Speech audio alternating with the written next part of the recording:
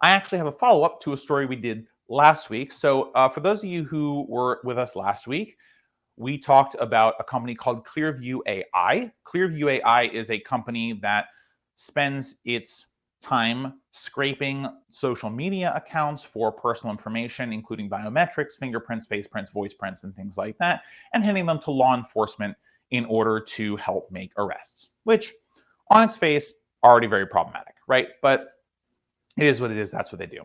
So last week, they had been sued by a bunch of different small nonprofits, and they were using something called corporate lawfare to essentially put those lawsuits down by forcing these nonprofits to spend money they just didn't have, right? They were trying to bankrupt them in legal fees. And again, like I said last week, because the corporation has a ton of money, they have lots of state and local contracts, it's easy for them to do something like that. But I don't want to talk about the corporate lawfare. Clearview AI has another interesting practice that they're about to roll out to police departments across the country. And this one I actually think is much more nerve-wracking than what they were previously doing. And you're probably thinking to yourself, especially if you were here last week, how could it possibly get worse than what they were doing beforehand, right? But there is actually a way. So as you know, we are in the middle of a global pandemic, and oftentimes you're required to wear masks when you go out. Now, this has been a great advantage to people in protest movements, right, who want to hide their identity from the powerful, right, so they can protest injustice without being targeted in their place of work or education. Totally makes sense. And there's nothing wrong with that, right? So left wingers, you want to wear masks. Right wingers, you want to wear masks. Radical centrists, I guess, you want to wear masks. I mean, do you really? I mean, you're just at it. Never mind, doesn't matter. So wearing masks, very normal. We're trying to normalize wearing masks, regardless of where on the political spectrum you are, right? But also, we want to normalize wearing masks because it's a pandemic, and a mask will prevent you from spreading a disease to someone else and other people from spreading a disease to you with their masks, right? We've been through this 1,000 times. So this presents a problem to Clearview AI and other companies that scrape personal biometric information from online. Now, why is this? Well, it's because law enforcement is trying to identify you through your eyes and upper face alone, right, without your nose and mouth. Now, this can be very difficult. So Clearview has introduced or is introducing a solution to this, which is absolutely terrifying. It is a predictive software that fills in the rest of your face underneath your mask to try and identify you. Now, this is problematic for a large number of reasons. First of which is artificial intelligence is only as non-biased and fair and judicious and not racist or whatever as the individual who has written it and the data it's trained on, right? So a lot of these machine learning algorithms, they are receiving training data and they pick up inferences from this training data and they make predictions based on the training data they've gotten. There was actually not too long ago a great little study about AI's predictive capabilities that I want to share with you. Okay. So I'm not remembering where it was, so I apologize. But a school essentially wanted to create an artificial intelligence that could designate the difference between wolves and dogs in images. So it got a bunch of pictures of wolves and dogs, and essentially, when the AI guessed wolf and it was a dog, the individual would say, "No, that's wrong. It's a dog, not a wolf." Whatever, right? You go through and do that. So the data, it was fed a ton of data. It learned all these things, and pretty much anytime it was fed a picture of a wolf, it said wolf, and pretty much anytime it was fed a picture of a dog, it was fed dog. And the people who created the program thought, "Oh, this is great. It's very predictive." However, one thing they realized was that the AI was actually not predicting whether the image was of a dog or of a wolf based on the features of the animal. It was actually predicting that based on the environment that the animal was in. Now, if you have a dog, you probably take lots of pictures of your dog in your house, right? Sometimes outside. But the images you take of your dog and that are taken of dogs are typically either in crates, in homes, on grass, right? Not in kind of wild settings. So the background imagery is vastly different. Now, if you're taking pictures of wolves, oftentimes you're seeing them in the wild. Either you're seeing them with other wolves, or you're seeing them in snowy backgrounds or forested backgrounds, places where domestic dogs typically don't make an appearance.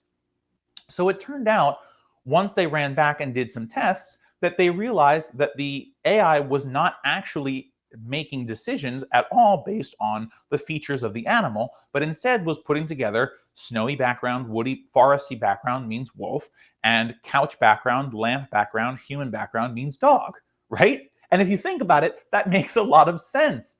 But you can see now how predictive AI could start to make assumptions that don't make sense, right?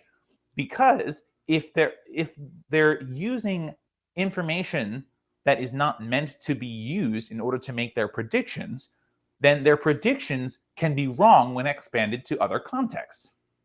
Now, by the way, this has been shown true in AIs having to do with people, or things like predictive crime. Now, you can imagine that this is very bad for a number of reasons. One, because our criminal justice system is inherently racist, as are many of the laws that create crimes, right? So, obviously, if you use a predictive policing tool, it was going to look at people who are incarcerated, people who have records, and identify them to areas. This is essentially broken windows policing, but on steroids, because it's a robot saying it now, and it gives the veneer of impartiality. So taking all of this context, you can imagine where I'm going with this Clearview AI thing. It is almost guaranteed to misidentify you, regardless of what color your skin is. If it's trying to fill in the rest of your face, and by the way, from your nose down is like 2/3 of your face, right? If they're only relying on your eyes to fill in the rest of your visage, it's almost certainly going to get it wrong because there's a lot of information there to process. So this tool, which is supposed to allow police to look on surveillance video and essentially remove someone's mask or unblur an image, it's relying on guesses of what people like that look like. So you can imagine that even if it doesn't, I don't know, put a different race's face on you, what it might do is it might alter your face enough to get you confused as someone else. Imagine that someone approaches you, a police officer no less, accusing you of doing something that you know that you've never done. And they say, well, we have your photo. Now, they present a photo to you which looks a little bit like you, but you can tell immediately that your eyes or mouth or something like that doesn't match up. It doesn't align, right? But they're just using a software and it just spits out a name and address, right? Provided you're in the system. So this can have incredibly bleak outcomes. And this is especially true where police are very much afraid of people of color, very much afraid of people that they consider criminals or what have you. And especially depending on what you've been accused of, this can promote things like no-knock warrants or raids or other features of the criminal justice system that are extremely aggressive and that cause many times people to be shot and killed for no reason. Breonna Taylor obviously is an example of this, not related to Clearview AI, obviously. But you can imagine that if a service like this is being given to police, then police may assume that individuals who have nothing to do with a violent crime or a dangerous crime or what have you are actually involved in it. And they may treat that person appropriately. And if and when they do, innocent people are going to get shot, are going to get killed because police in this country are trigger happy. Unfortunately, we have not figured out yet what to do about that, and disarming them generally just seems to be out of the question. But you can imagine that a service, a software that says we can guarantee you that we can unmask, unblur an individual's image and give you an identifier for that individual can cause for individuals who are not involved in these things at all to be victimized in ways that they could never have anticipated. So this is incredibly dangerous. And by the way, just because we're talking about the Clearview AI predictive software doesn't mean that other predictive softwares are any better. As I mentioned earlier, predictive software and predictive AI and machine learning is only as good as the biases that we write into, consciously or unconsciously, into the machine learning algorithm. Machine learning is incredibly dangerous for police work and things of that nature because it takes the ways that humans think about each other, amplifies them through positive or negative feedback loops, and then by the way, a feedback loop is essentially the program telling itself it's done a good job when it makes an identification, or telling itself it's done a bad job when it makes a negative identification. So through these feedback loops, it amplifies it, and then it spits out what we want to hear or see or read, but with the veneer of impartiality, because the machine said it, right? The machine that operates is, the machine is neutral. The machine can't be racist. The algorithm can't be racist. It's just numbers, man. But what about the person who wrote the algorithm? Maybe the person who wrote the algorithm, A-OK, upstanding member of society. But what about the training data? What if the person who provided the training data had ulterior motives? What if the only training data that is available out there is actually racist because of the way that the systems that generate that data function? Most criminal justice data, especially when it's matched with AI, is going to tell you that people of color commit more crime.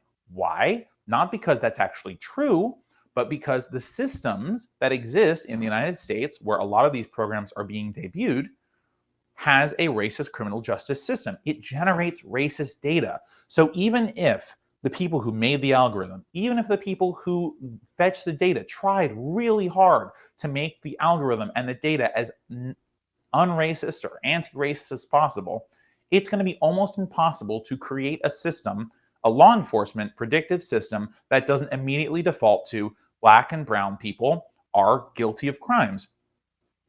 So we just have to be careful when we're using predictive algorithms. And one of the things that we can do to prevent this from happening is to implement a GDPR style law. GDPR is the General Data Protection Regulation in Europe that governs data protection and privacy. And one of its tenets is you have a right as a data subject, which means an individual for whom data exists, to not have decisions made about you, pertinent decisions made about you, consequential decisions made about you, unless with the use of an algorithm alone. So, for example, I applied for a credit card the other day, and I was given a decision without having to talk to an individual, right? They just ran a credit check real quick. They checked my social security number. And in minutes, I was able to get a decision about whether or not I could have this credit card. That is an automated decision-making process. No human reviewed that, right? But a decision was made. Now, if we passed a law in the United States to say that for any decision of note, you could not have this type of processing performed on you, now Clearview AI is out of business, which honestly I think is a good thing. But it also means that in many cases where automated decisions are made about you with respect to loans or credit or other things, you take that off the table and you get a real human being to review your case. Now, that is not the case in most places. California, I believe, in their law, they have a prevention of this, and some states are catching on. But we need a federal law that does this because it is so dangerous for individuals to have these pertinent decisions about their lives made by a machine without any human review. Now, sometimes you can get an appeal. You can say, hey, I don't like this decision.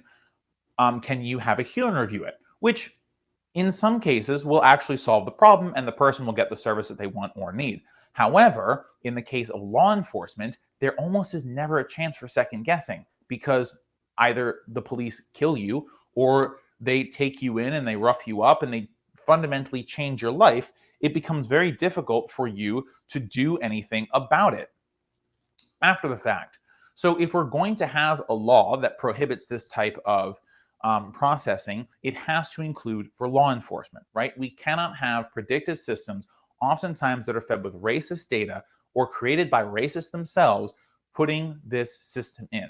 If justice is going to be blind, and we are going to allow algorithms to help us with this blindness, then we need to make sure that decisions that pertain to individual people about what they can do and how they are perceived are not done by these machines. That's not the type of blindness we're looking for, because we know what the inevitable conclusion will be. And it is one that does not make our society any closer to being a non racist or an anti racist society.